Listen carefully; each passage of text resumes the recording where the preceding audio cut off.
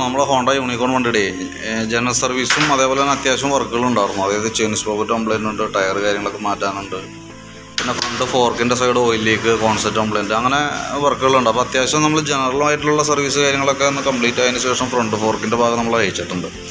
അപ്പോൾ എന്ന് പറയുമ്പോൾ നമുക്ക് കോൺസെപ്റ്റ് മാറേണ്ടതായിട്ടുണ്ട്, അതേപോലെ തന്നെ ഫോർക്ക് ഓയിൽ സീൽ കാര്യങ്ങൾ മാറേണ്ടതായിട്ടുണ്ട്. അപ്പോൾ നിലവിൽ നമ്മൾ കോൺസെപ്റ്റിൻ്റെ ഭാഗം നമ്മൾ ചെക്ക് ചെയ്യാൻ വേണ്ടല്ലോ. അത്യാവശ്യം കോൺസെപ്റ്റൊക്കെ നല്ല രീതിയിൽ തുരുമ്പൊക്കെ ഇട്ട് ഈ ഒരു അവസ്ഥയിലേക്ക് മാറിയിട്ടുണ്ടായിരുന്നു കേട്ടോ. ശരിക്കും അതിനകത്തുനിന്ന് ഗ്രീസൊക്കെ കുറേ കഴിയുമ്പോഴത്തേക്ക് ഗ്രീസൊക്കെ നഷ്ടപ്പെട്ടു പോകുന്ന അങ്ങനെ വന്ന് തുരുമ്പ് പിടിക്കാനാണ്. അപ്പോൾ നിലവിൽ നമ്മൾ അയച്ച് കോൺസെപ്റ്റ് കാര്യങ്ങൾ മാറുന്നുണ്ട്. പിന്നെ ഫോർക്കിൻ്റെ ലീക്ക് എന്ന് പറയുമ്പോഴത്തേക്ക് നമുക്ക് ഫോർക്ക് പൈപ്പ് കംപ്ലൈൻ്റ് ആണ് മെയിനായിട്ട്.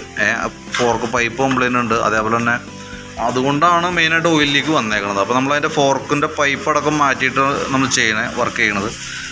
അതിൻ്റെ ഫോർക്ക് പൈപ്പ് നോക്കുമ്പോൾ ഇവിടെ കണ്ടോ, ഇവിടെ 1-2 ഡാമേജുകളുണ്ട്. ഇതിൻ്റെ ആയാലും ഇവിടെ 1-2 വരകൾ നല്ല രീതിയിൽ വന്നിട്ടുണ്ട്. അപ്പോൾ അതുകൊണ്ടാണ് നമുക്ക് ഫോർക്ക് പൈപ്പ് മാറ്റിയിട്ട് വന്നിട്ടുണ്ട്. ഫോർക്ക് പൈപ്പ് മാറ്റി അതിൻ്റെ ഓയിൽ സീലുകൾ എന്ന് പറയുമ്പോഴത്തേക്കും ഈ ഓയിൽ സീലുകളൊക്കെ മാറ്റിയിട്ട് വേണം നമുക്ക് റീസെറ്റ് ചെയ്യാനായിട്ട്. അപ്പോൾ അതും കൂട്ടത്തിലൂടെ നമ്മൾ ചെയ്തു പോകുന്നുണ്ട്. പിന്നെ ഫ്രണ്ട് മൺകാടിൻ്റെ ബ്രാക്കറ്റ്, അത് ഇതേപോലെ തന്നെ ഭാഗം ഇവിടെ നിന്ന് പൊട്ടിപ്പോയേക്കാണ്, നടന്നു പോയേക്കാണ്.